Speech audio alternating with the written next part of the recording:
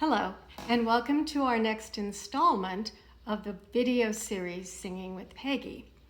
In our previous episodes, we spent a lot of time discussing the nature of the instrument, the vocal instrument, that has a lot in common with other musical instruments, including the fact that we have an instrumental housing or houser, and that really makes up our entire physical presence, our body. We've spent much of the last couple of episodes on the activator, the necessity of every musical instrument to have a source of energy. And we've learned that that is the breath. By combining work to create an efficient and creative instrument body housing and production of a good breath stream to provide the activator for our instrument, we have learned about posture breath. In our last episode, we combined our creative posture program, the 4 steps where we float the skull up, the spine floats, moving in both directions to lengthen, about floating the thighs forward to get a nice base, a foundation for the instrument, and then across the shoulders to be sure that we have a nice noble posture. Notice that today I am in a seated position, and it's very possible to use our posture program from a seated position. If you'll watch, you can see that I do extend and open up my abdominal area to allow for dropping of the diaphragm and expansion of the rib cage. So I'm going to do the 4 steps, and you can do those with me.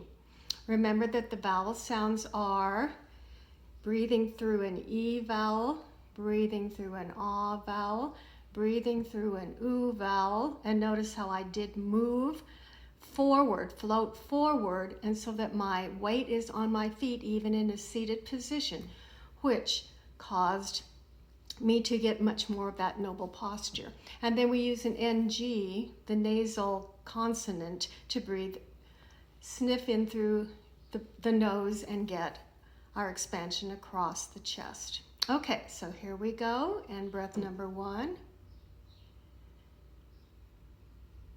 2, 3, 4.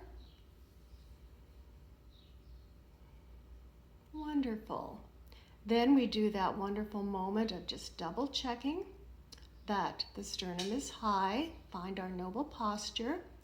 Then we will do a breath in which we just release the abdominal wall, thinking all the way down to home base, and we're going to go. And then let's hiss the air out.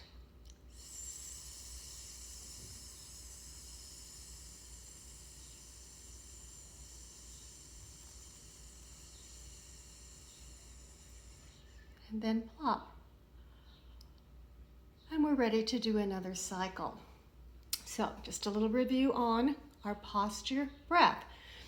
Notice that we just sent the sound out, and even though you could hear a friction, the hissing out of the sound, that was a voiceless sound. In other words, we were using the tongue and the teeth to create our vibratory pattern. And we can do that perhaps with any of the fricatives, such as you could use an F,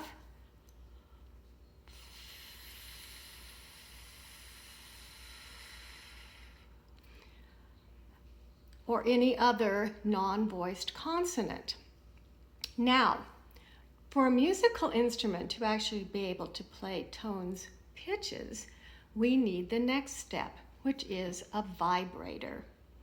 You can easily understand that the vibrator for some reed instruments, such as a clarinet, is the reed, and that vibrates and creates the pitches. For the human voice, for our vocal instrument, it is the vocal folds that will be our vibrator. Let's do a little awareness exercise to see how, again, our breath can create a vibration in which our lips are going to be the vibrator.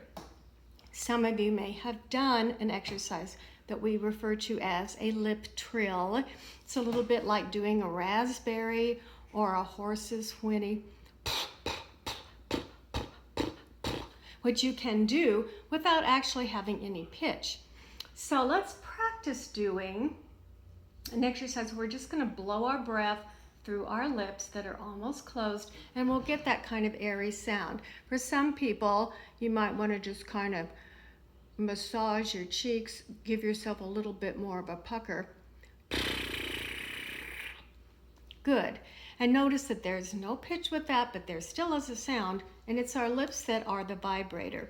It's not going to be very useful if you want to actually sing a song. So we're going to work further by adding some actual vocal fold closure, which is how we phonate, fancy word for make a sound as singers. So the next thing we're going to do is start that airflow, our wonderful activator. Our posture breath is in place, and then we're going to add a little bit of a sense of an actual pitch. You can do any pitch that you want to. I'm just going to arbitrarily find a pitch and see if you can do this.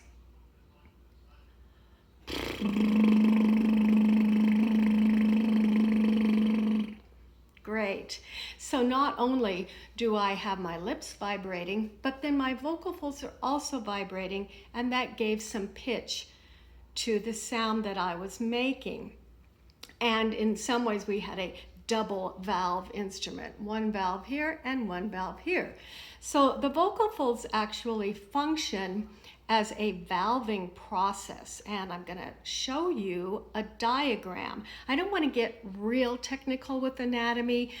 The larynx sitting here in your throat is a tiny little mechanism with all kinds of cartilages, moving parts because of the musculature. Very complicated, and rather, to me, after all these years, it's a mystery. We don't totally understand exactly how this proprioceptive creation of tone comes from mentally thinking a pitch, and then the mechanism in the larynx will automatically, with some practice, you have to develop the ability to send these neurological symbols, although most of us kind of are born with the ability. Even a small child will match pitch very young in order to create these singing tones. So the vocal folds are responsible for vibration, and by movements of the cartilages and muscles to create different pitches. If you're acquainted with the strings of a piano or a guitar, I have a cat meowing here. She also knows how to use her larynx. We understand that it is the thicker strings, shorter strings, that will create the low pitches, while the thinned out, very stretched strings will create the higher pitches. So how does this happen within the larynx? Here's our diagram.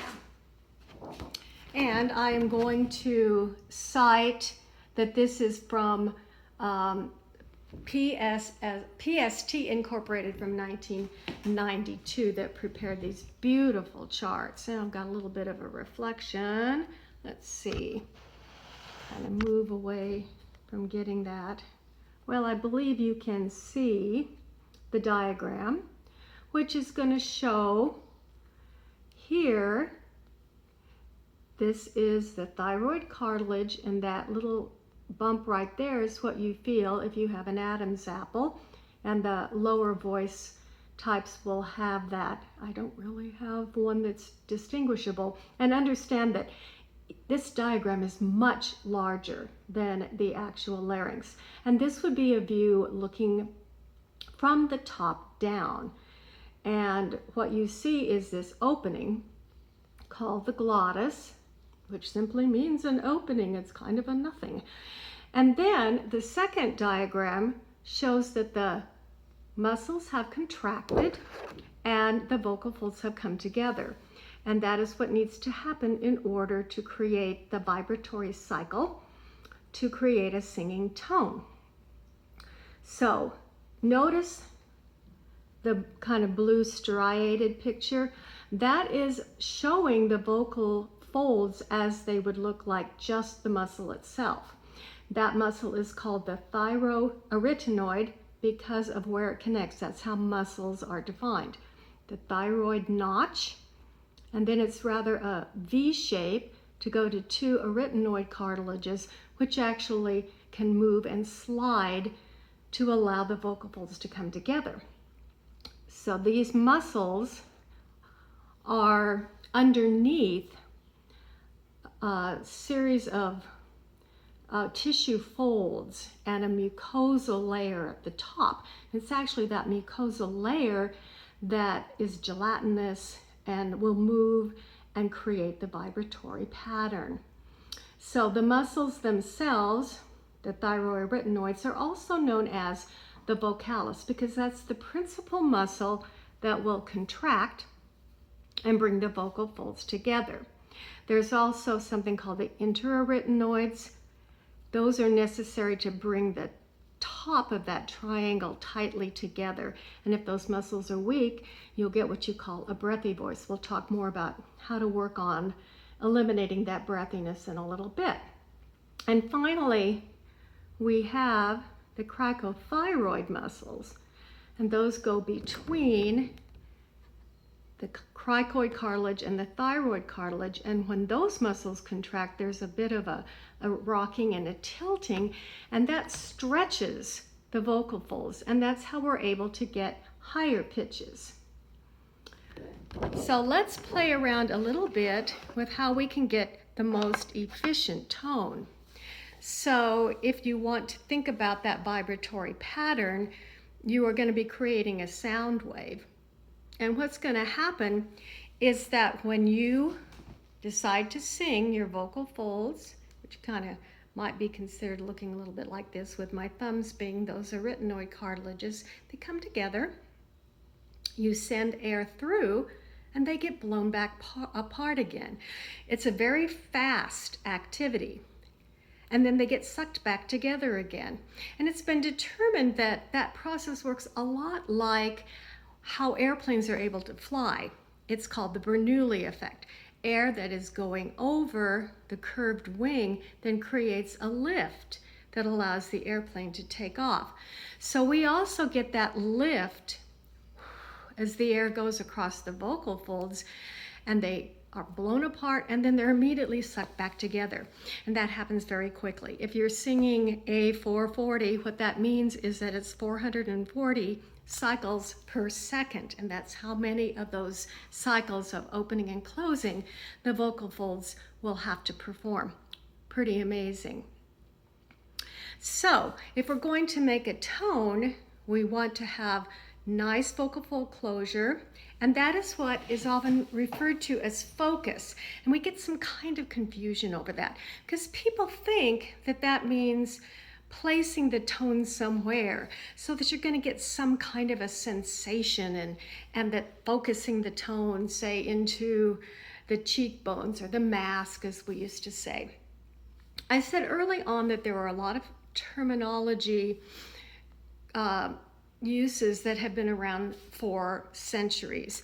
And the reason is that they are based on some perceptions that we have, some sensations that we are getting in singing. So if you think about the idea of chest voice, what you're going to do is feel that there is some vibration in the chest. So let's sing a low pitch. Let's say maybe middle C for treble voices and an octave below for low voices. Sing that on a nice ah sound, so get your posture breath. Ah. And I feel some vibration in my chest. That's because that vocalis muscle, the thyroarytenoids, are thick and short and really get a good mucosal wave going in that mucous membrane. and it creates sympathetic vibration in the chest. But the sound is not actually being made there, so you don't want to think about, I'm going to focus my sound into my chest. That's not what focus is about. Focus is about having very good closure of the vocal folds so that the cycle of closure and open is equal and the folds are completely closed. We call it chest voice because we do get that sensation. Current terminology likes the term modal. Modal because it's the usual mode of phonation. Most of us speak in the chest voice. If you start talking, you will feel some of that sympathetic vibration. We speak in our lower tone, our modal tone, and that's why it's actually easier to sing. Let's do an exercise where you will speak your name and then sustain the speaking of the name, and you will feel that sense of that you are singing in your modal register. So put your hand again on your chest. I'm going to speak my name, Peggy Holloway. Now I'm going to sustain that. Let's use that middle C or low C again. Peggy Holloway. And again, I'm keeping some of that sympathetic vibration. Feel very comfortable. Most of us feel super comfortable singing in that range. It's also called TA, thyroarytenoid registration or range, because the muscle that is doing most of the work, bringing the vocal folds together, is that thyroarytenoid or vocalis muscle. But then as we begin to sing in a higher range, that strong pulling together with the vocalis muscle needs to be loosened up a little bit, let go, and then the cricothyroids that allow the stretching for the higher pitches will become more dominant, and that's called CT or cricothyroid dominant singing. Another word has been used, loft range, or because you lose the sense of all that vibration in your chest, it seems to kind of float up into your head. Over the centuries, that was called head voice. In reality, if you want to say, are there two registers, you could even add falsetto for men or whistle voice for high sopranos, then you would have to have the idea that there's specifically one set of muscles that are working. In reality, there's a percentage so that the low tones will have more of the thyroarytenoid dominance and the high pitches will have more cricothyroid dominance of activity in the larynx. But it's always kind of going to be a mix. And a lot of us, especially if you do musical theater and are belting, are using a mix of those two productions. So what we want to do is to become very efficient at creating a focus tone, again, which means your vocal folds are coming together firmly, but not pressed too hard. Which brings us to experimenting a little bit with what kind of phonation we have. And like sort of everything, we have two extremes, and what we want is a nice balance in the middle. So let's play around a little bit with getting what might be called an aspirate sound. The consonant H is formed by just air flowing over an open glottis. So if you then add a singing tone to that and you allow all of that H, that aspiration, that lack of closure to happen, you'll have what we call a breathy sound. It's not terribly efficient. When we get into resonance, you'll find that kind of tone doesn't really resonate. One thing we can do to get better vocal closure is some exercises where we're using these closed sounds, what we might call a continuant, either a fricative or a nasal. So these are some of my favorites. Let's play around with a pattern, and that pattern will be 4 staccato quarter notes. So it would be as if I'm going to hum on it. Then I'm going to do a quarter note a full quarter note followed by a quarter rest, and we're going to do 2 of those. Mm, mm. Then we're going to do the 4 short staccato. Mm, mm, mm, mm, mm. Then an actual sustained tone for 4 counts. All right. 1, 2, 3, 4. 1, breathe. 3, breathe. 1, 2, 3, 4. 1, 2, 3, 4. All right. Try that with me. Yeah, I'm still on my C. Nice, low, comfortable tone. So here we go. And mm, mm, mm, mm, mm, mm, mm, mm, mm, mm, mm. Great. So that humming sound is wonderful for just allowing the vocal folds to close efficiently, comfortably, keeping your breath going, but not messing around with articulation so that you're not using mouth, tongue, and palate and all of that, jaw to get in the way. We just want a free throat, and that's another thing. One of the reasons we did our posture breath was to keep the tension out of the neck, because we want just a very free neck, throat, so that the vocal folds can function very freely. Let's try that same pattern on another sound. You could use my favorite sound, which is to take a v. It's a voiced fricative. We did the f, and this is now adding voice. V. So the same pattern on a v.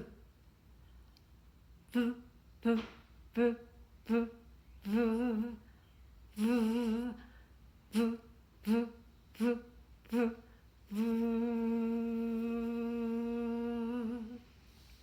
We could also use a z. That's kind of ticklish, but it will also work in the same way. So let's try that. Z, z, z, z, z, z, z, z, z, z. Great. And if you like to, you can try a lip trill, which again has the benefits of really focusing on the activation and then just creating a vibratory sound that's going to be double voweled. And it's really sort of hard to interfere with what's going on here when you're focusing on the lips. So this is going to be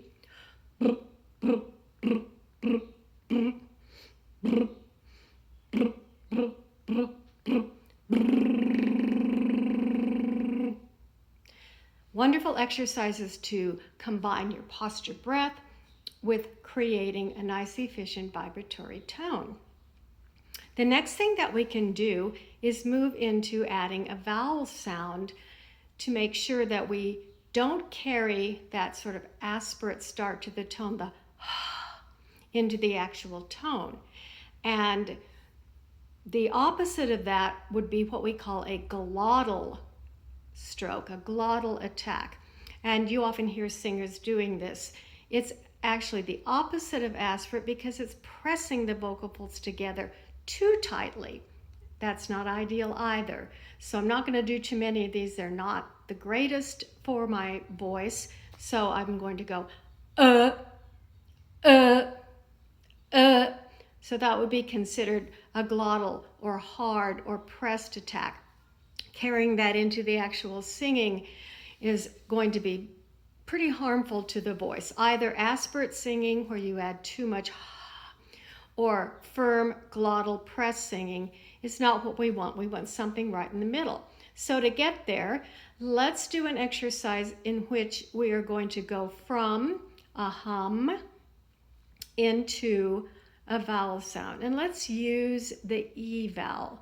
So this time we're going to do a pattern where we go, whoops, sorry. So we're going to go,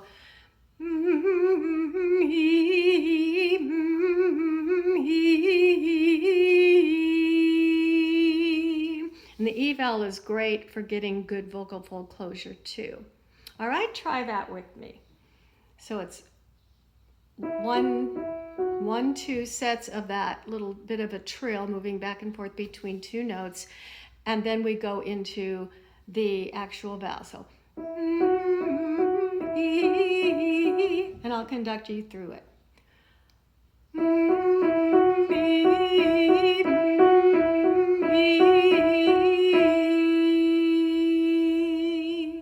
Good. Another sound you could use would be that V, the one that I really like. So we'll go V, V. Ready, and V, V.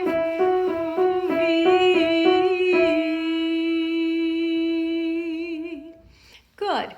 Now, if you have a tendency to have a harsh, hard onset, you could actually put the H in briefly as you practice starting your sound with a little bit of a flow of an air.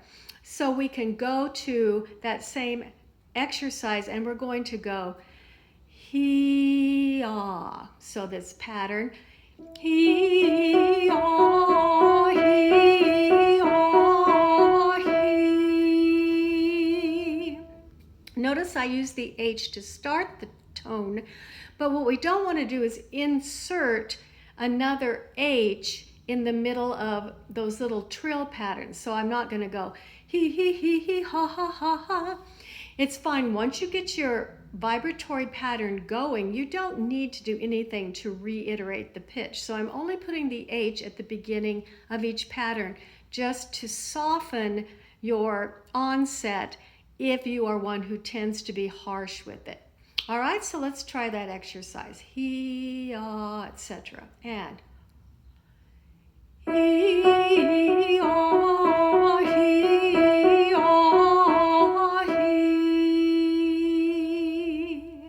Now that still isn't ideal, is it? Because we have that aspirate onset. Now we're going to move into trusting that we can start right on that vowel sound, get complete closure of our vocal folds, move between the E and the A vowel, between two pitches, without any additional. We don't have to go E, E, E, E, A. We don't have to reiterate at the glottis. We don't have to reopen our vocal folds, which is going to produce that breathy sound, but that we can have a continuing focused sound.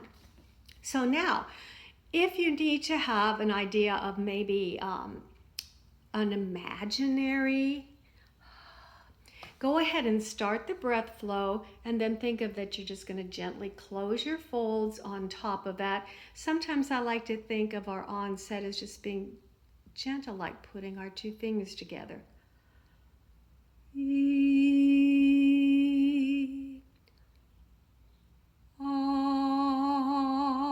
So I can start my sound without either a click or an audible H. Let's try an imaginary H, since we've been using the H on this pattern again. We're going to go E, ah, etc., and then hold it out at the end. Here we go. And E, ah, E, ah, E. So we can have a beautiful legato connected sound without any aspiration, no breathiness, and without any glottal attacks or harsh onset to our sound. Same way with when we end our sound.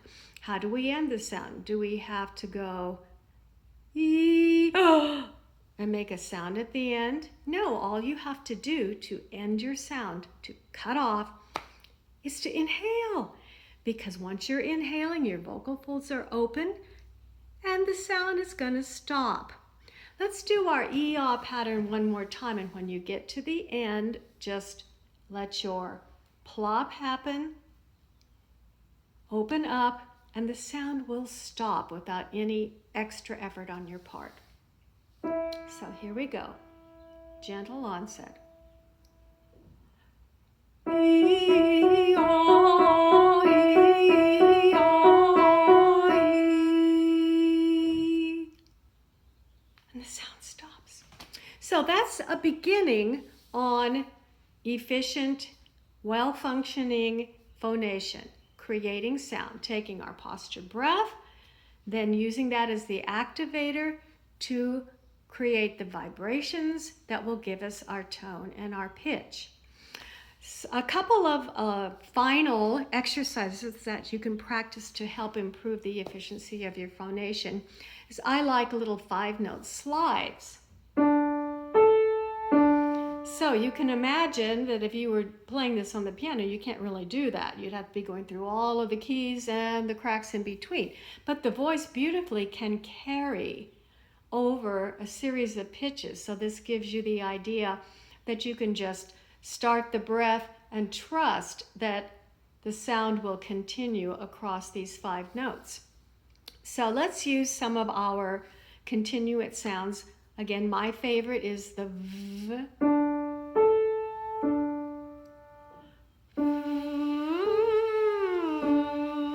So you're working on just keeping the vibration going, letting the vocal mechanism do what it is meant to do. Let's do a few, and I'm going to do the very time-worn idea of moving up by half steps, so you'll hear.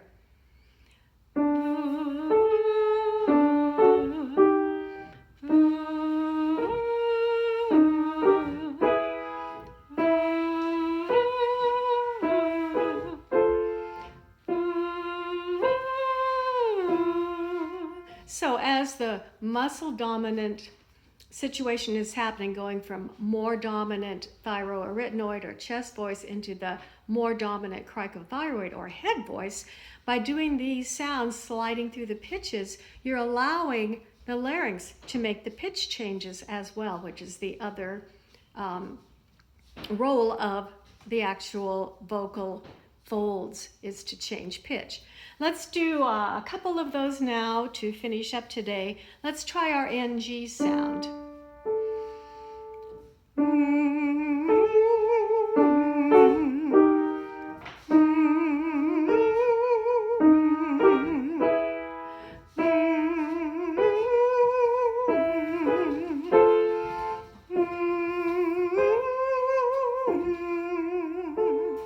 And finally, let's try just an old-fashioned hum. We're going to add one step to it. We're going to go up on the hum and come down on the E vowel so that you can see how you can move from a hummy sound into an efficient vibratory vowel. So we're going to go ready and